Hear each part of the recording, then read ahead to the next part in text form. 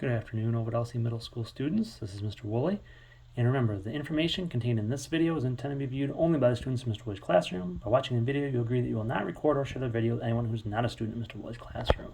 All right, I have a few examples for you here today about surface area of cylinders and cones. So like how much wrapping paper you would need to cover a cylinder or a cone. Now our formula here, you can see at the top of the page. Surface area is 2 times pi times radius squared. So 2 times pi times radius, plus 2 times pi times radius times the height of the cylinder. Now the height's the distance between the two circles. All right, so let's take a look at our first picture here. We have a height of 9 in the picture, and we got a radius of 3. You always gotta be careful on these problems to make sure that even if they give you a diameter, you still have to use radius. So in this case, they gave us the radius, which is 3. So now every time I do these problems, I write out the formula first. 2 times pi times radius squared plus 2 times pi times radius times the height. So I'm going to use 3.14 for all of these. So 2 times 3.14 times radius, 3 times 3. That's going to give me 56.52.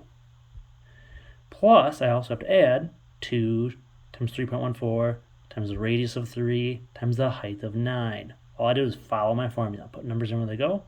Multiply that out. I get 169.56. Add my two answers together. 226.08 square inches. All right, another surface area problem. Same formula, wrote down the exact same thing to start with. This time I have a radius of 7, so that's what I want, so that's good, and a height of 14. All right, so 2 times 3.14 times radius of 7 times the radius of 7 gives me 307.72. I have to add 2 times 3.14 times the radius of 7 times the height of 14. That gives me 615.44.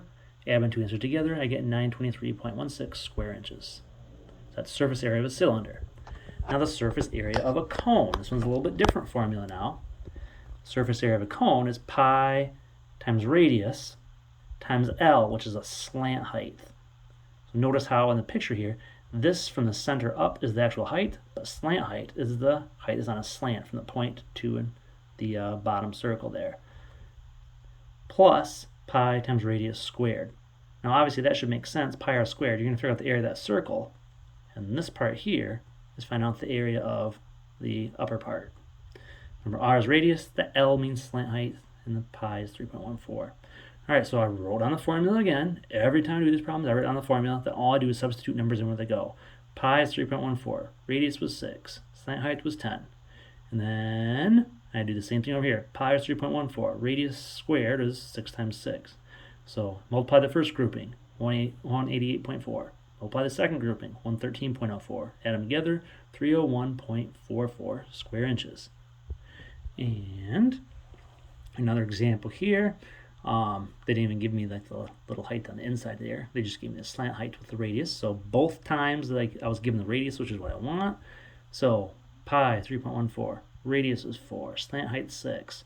Pi is 3.14, radius squared is 4 times 4, and I get my first grouping 75.36, second grouping 50.24, and I get 125.6 for my grand total square inches.